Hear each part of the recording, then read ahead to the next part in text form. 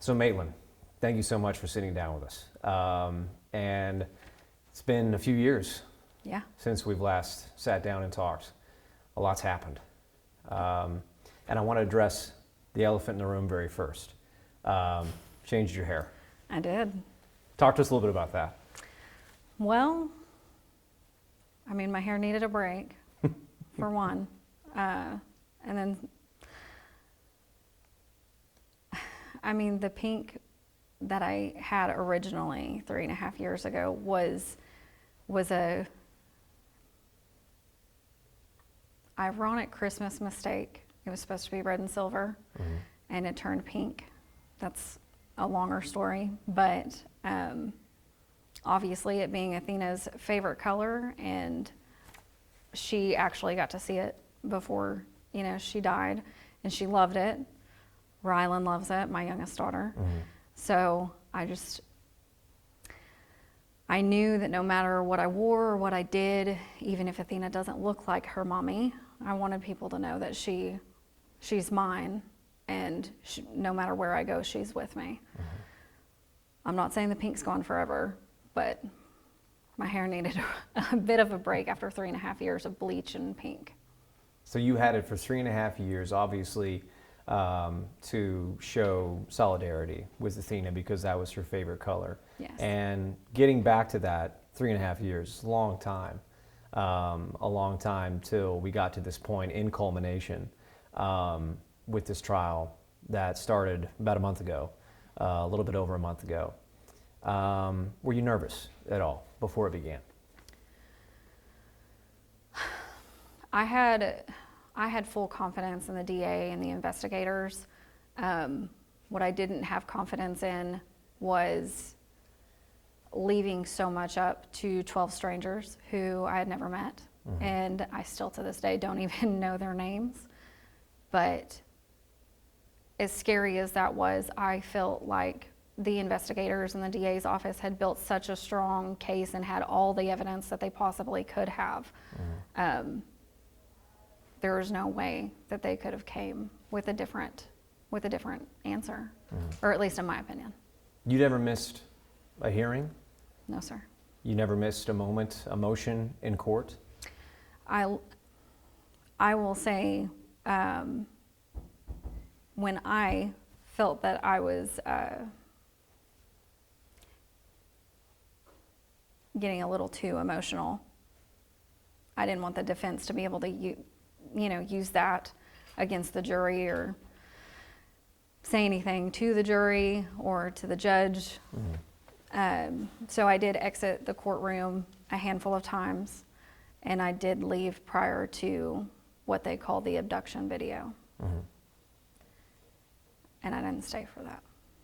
Leading up to that, though, you were dedicated to seeing everything play out over those 3.5 years. Yes, the only court hearing I ever missed, I had tested positive for COVID, strep, and flu at the same time.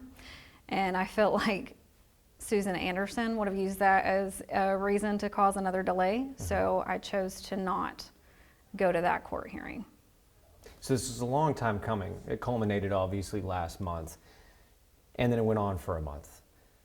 Your days were spent inside of a courtroom week after week, and you were sitting just feet from the person who took your baby girl. What did that proximity feel like? Well, I've had that same proximity for 3.5 years. In Wise County, in Tarrant County, I've had that same proximity to him for 3.5 years. The only time Tanner ever showed any kind of emotion was aggression and anger, not only during the trial, but also pre-trial hearings. And it didn't show as outburst or yelling or him crying or anything like that. It's just a matter of his facial expressions changing. So honestly, I wasn't worried about myself. I wasn't worried about anyone. I was more worried about his own attorneys and worried about the DA and the assistant DAs. I guess after so long,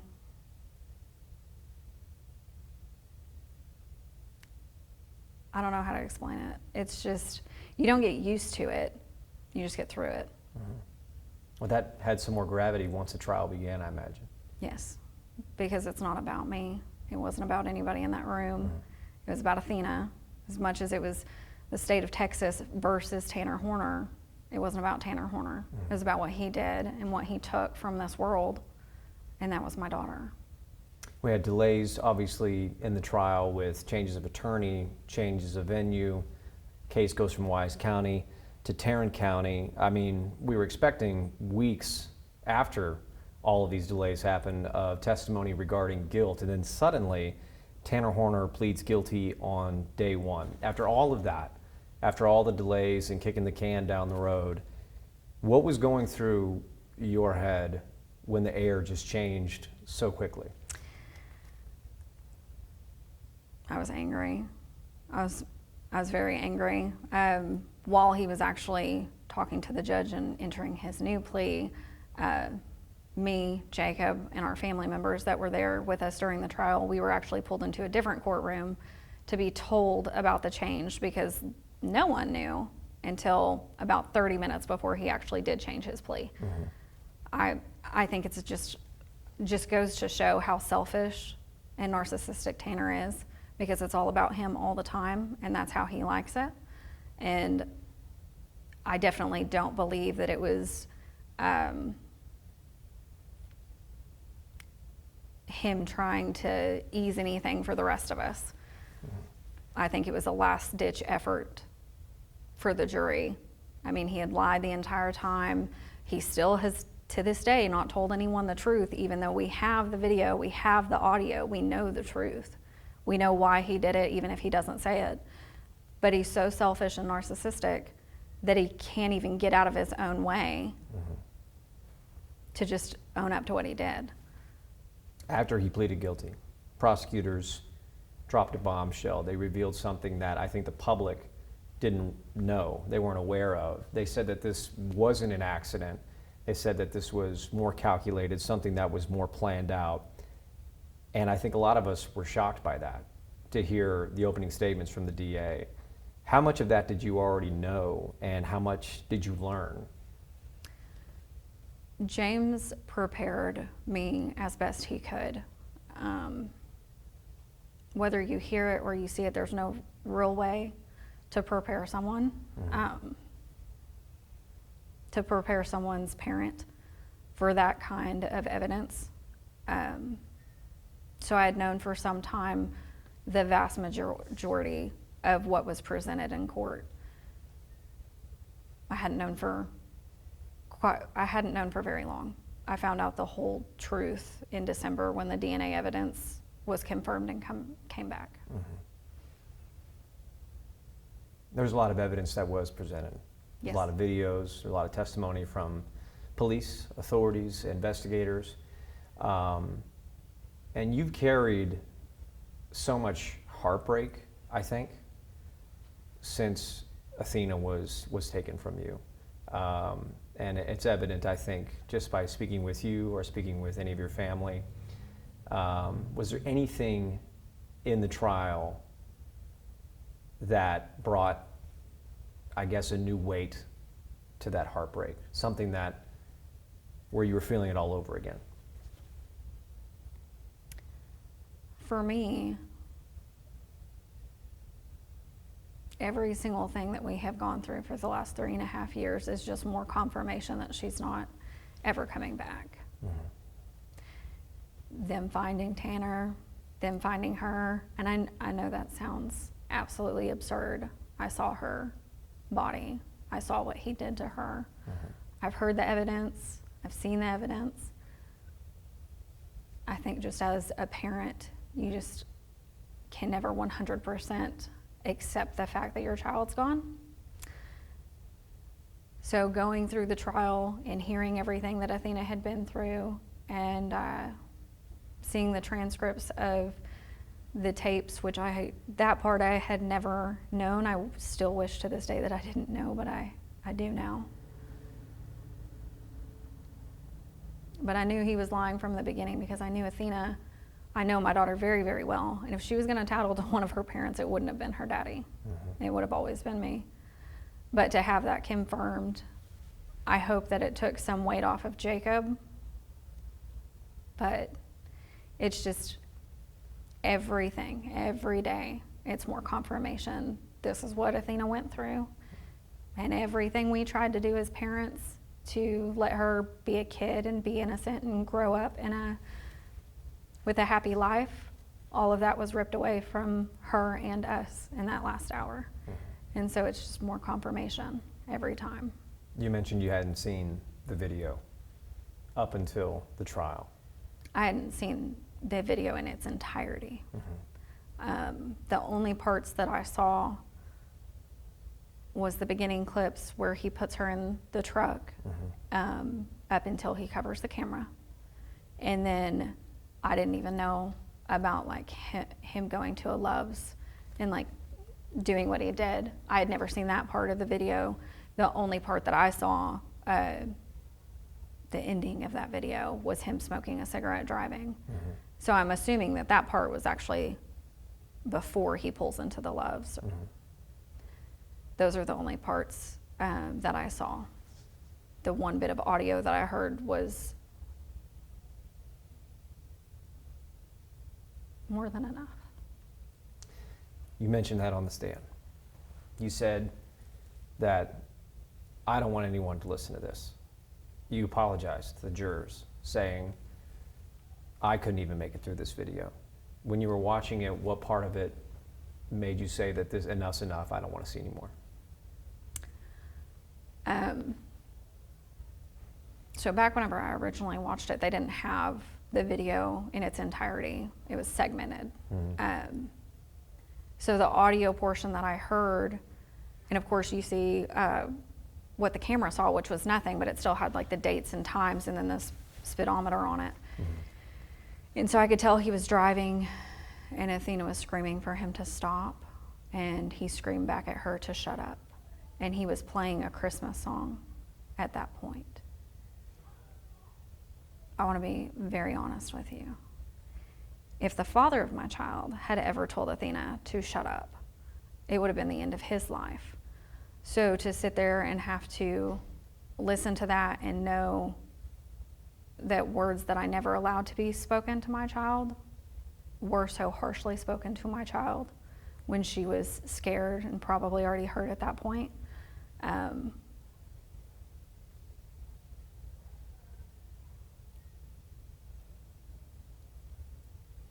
I couldn't do it.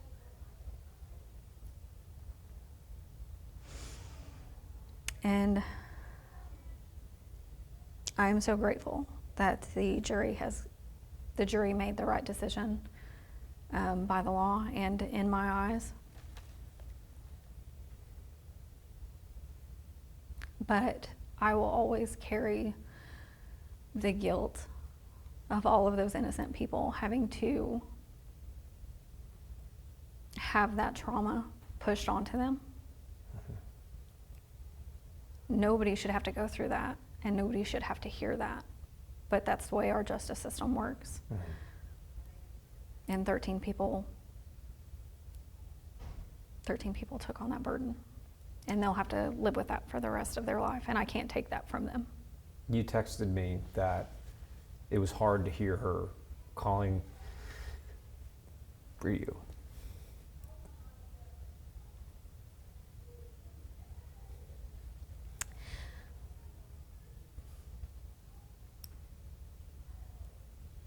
Sorry. Sorry. You bring a kid into the world,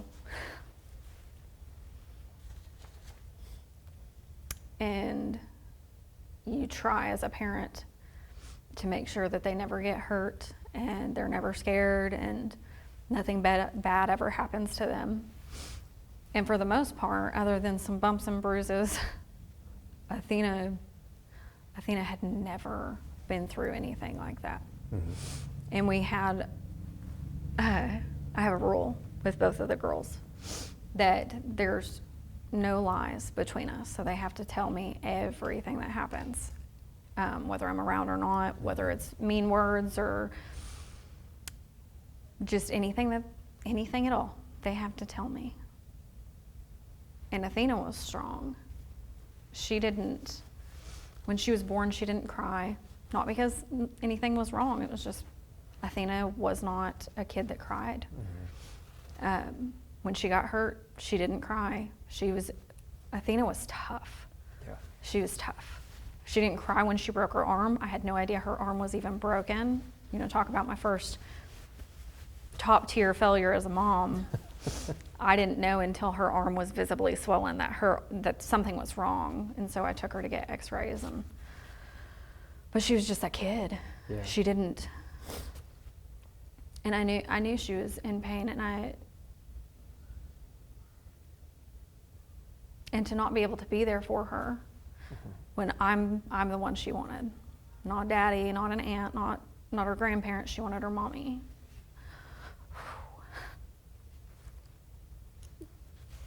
That adds another level of pain that I can't describe.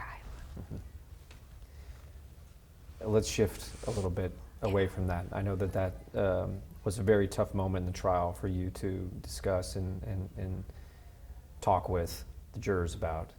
But there was also a lot of discussion surrounding Tanner Horner. What stood out most to you about him once you were listening to family members talk about him, you know, his past, where he lived, how he was as a father, and knowing also what he had done to your daughter? What came to mind? Honestly, he is one of the most selfish people I've ever met. I mean, the level of audacity that he has is astonishing, even to me. And when his grandma came in, he was like trying to talk to her. He was trying to mouth things to her. His mother wouldn't even look at him, which if I was her, I don't think I could look at my own child either. And then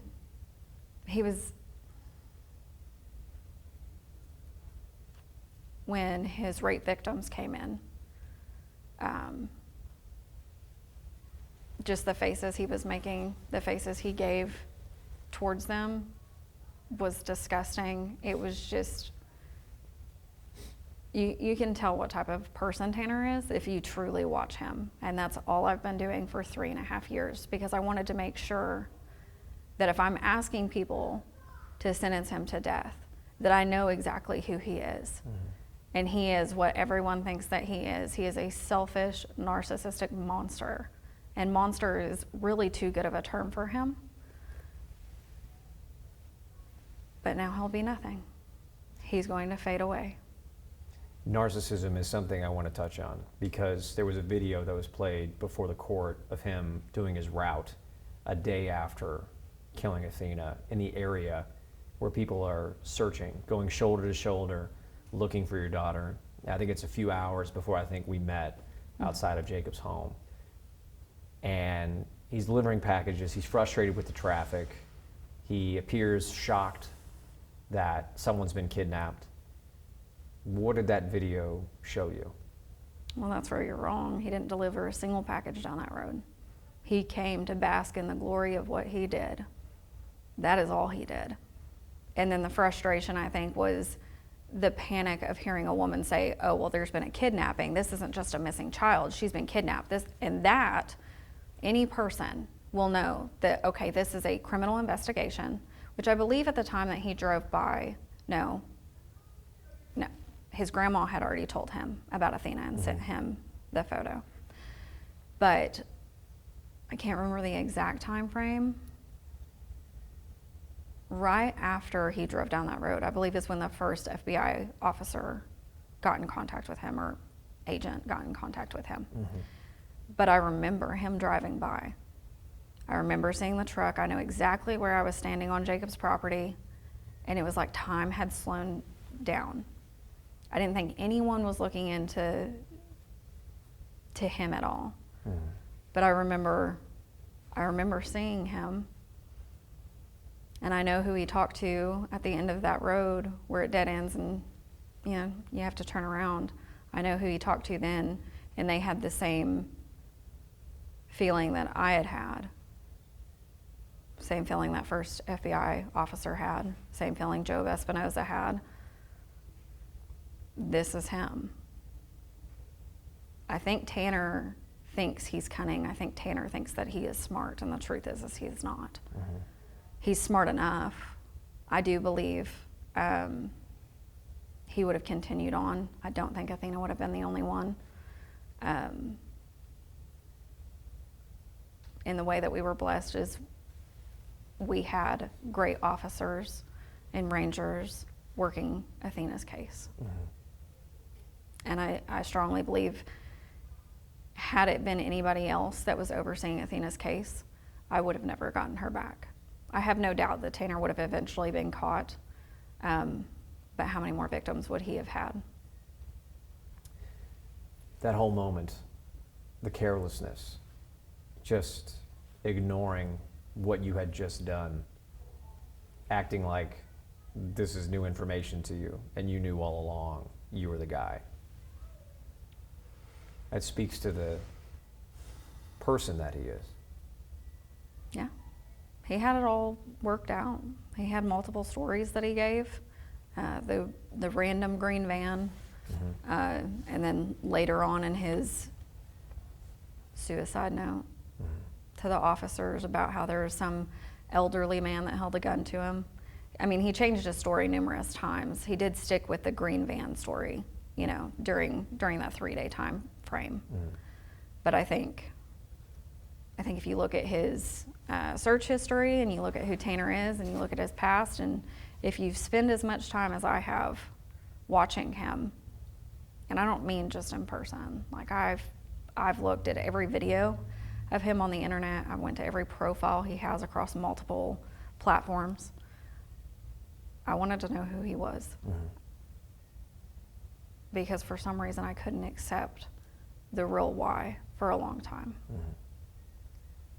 We mentioned, you know, he had family members that testified on his behalf and talked about him, and some of them were sympathetic to you, to Jacob, to the family, even apologizing on the stand.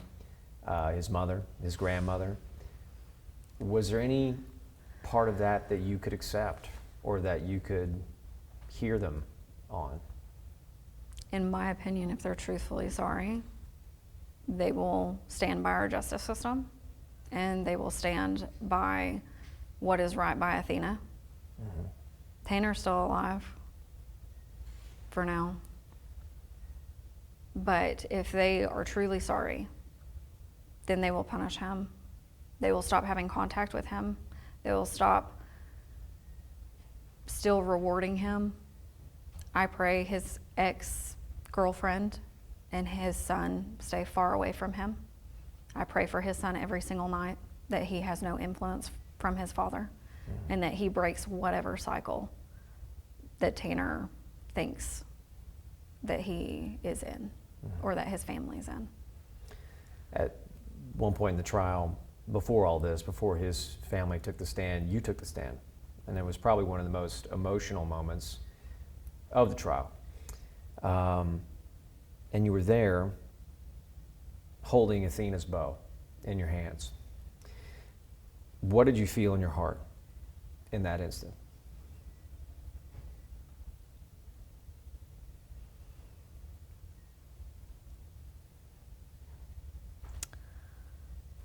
I felt guilt.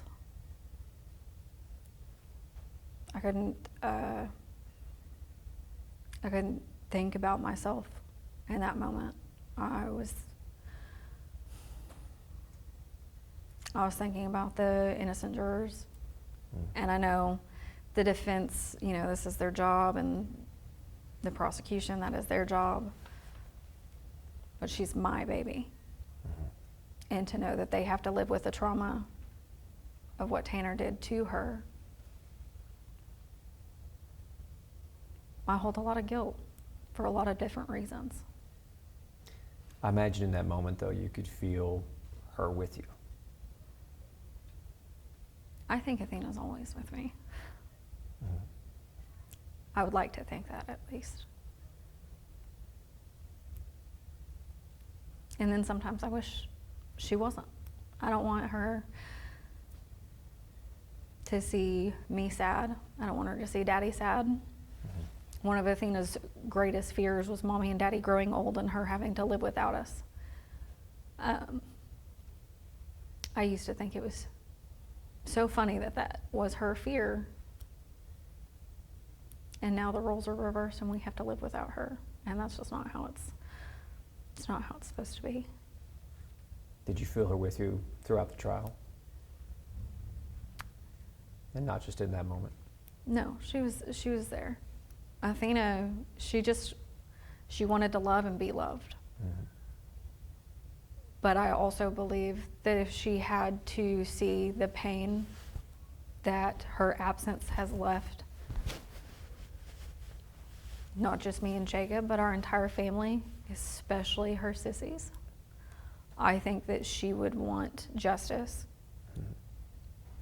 And I hope that she would be proud of me for everything that I'm trying to do. Courtrooms can be very strange places. They can be incredibly loud. Yeah. They can be lonely. And then after you go home, there's a quiet. There's a peace that kind of sets in after a long day. What were those moments like for you? Well, I mean, as soon as the verdict came back and Tanner was taken out of the courtroom, we were escorted out of the courtroom. I haven't slept in 3.5 years. And when I hit the Red River, I've never felt that exhausted. I slept very good that night. I haven't slept very good every night since. But I don't know, I feel the same way I did whenever I came home the first time. Anxious, depleted? Depleted. It feels like I lost her again.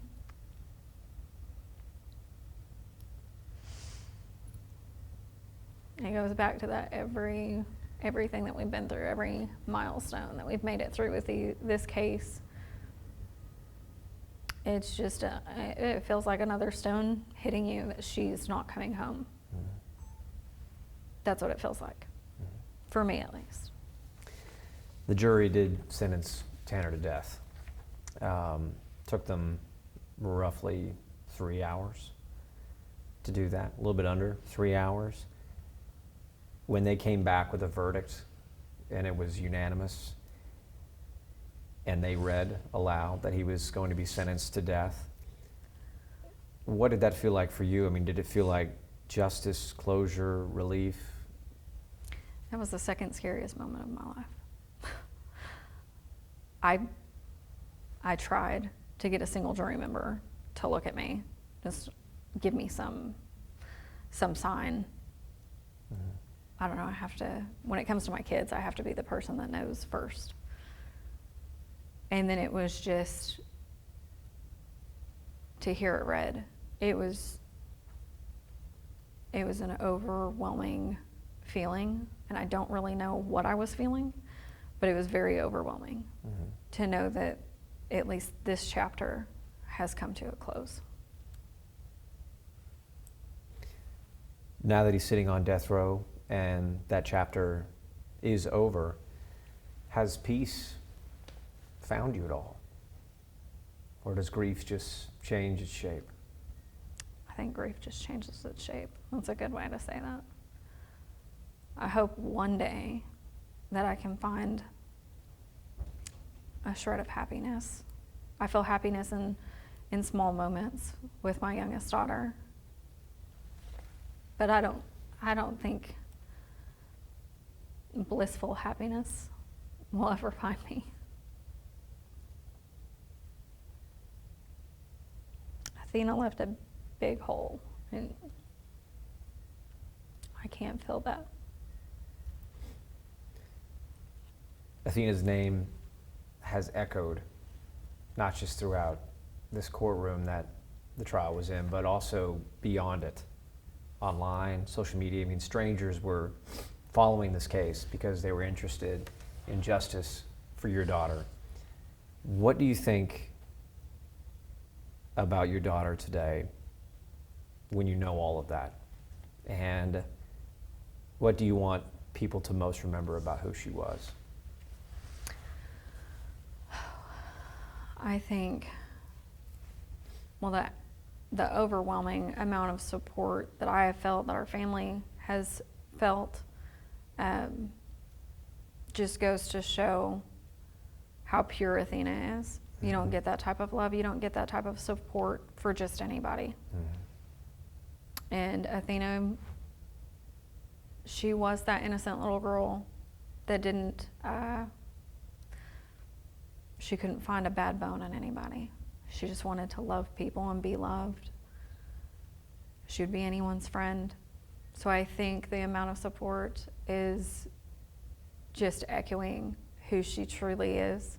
And I'm happy to share her with the world because Athena deserves to be known. I wish it was for other reasons, obviously.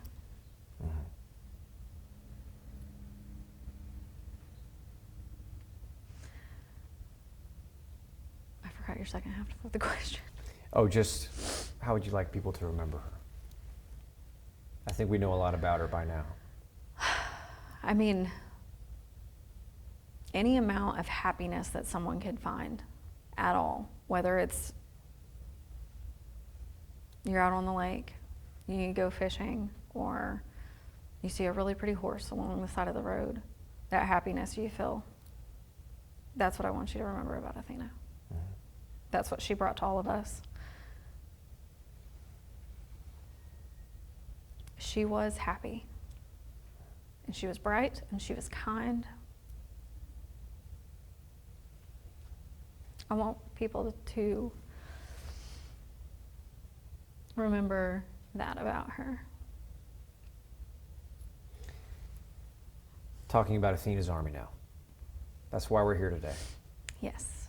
This is a nonprofit that you started to build something in her name, and I think it's playing a role in some of the healing in all of this, to have a legacy for her.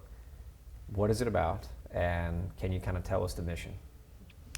So, I can't replicate the light that she brought into my life, into everyone else's life that got to know her. But I do believe, even though she was just 7 years old, that she would have continued to bring light to people. And so I'm hoping through the nonprofit we can bring a little bit of that to people that need it, as well as graduating seniors. I want them to have, let me back up here. It's not just about Athena. I know that there are people out there that have absolutely horrible upbringings. I know that there are people out there that don't get the kind of support that our family has seen. I want to be that relief for people as much as I can be. I want people to know that they're not alone. And I will never have the honor of a mother to see Athena graduate high school, to send her off to college, or maybe take up a trade, or become a mom.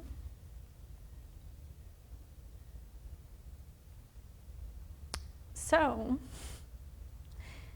if I can give a little bit of that light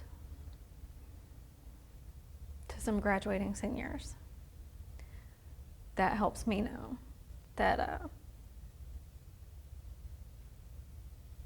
Athena's still here. And in one way or another, she's still here. So, the scholarship is called the Athena Strand's Army You Can Be Anything Scholarship.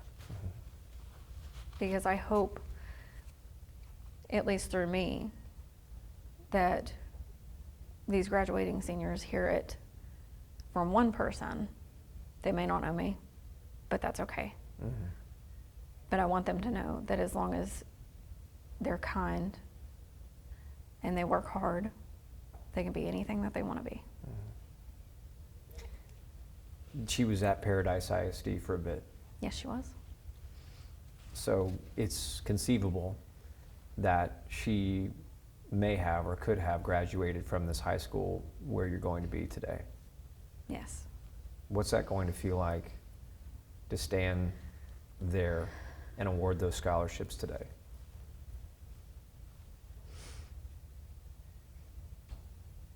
Well, I haven't done it yet. I don't know. I don't want it to feel morbid. I don't want it to be sad. I want them to be happy. Mm-hmm. But you get to share a little bit of something that maybe they're going through that you'll never have. Yeah. Yeah. I think it will feel good for me to be able to, in some way, share a part of that light that Athena brought to the world. Mm-hmm. It's not the same light. It's not her. But there's so much darkness. Mm-hmm. I just want to shed a little light for someone. That's good.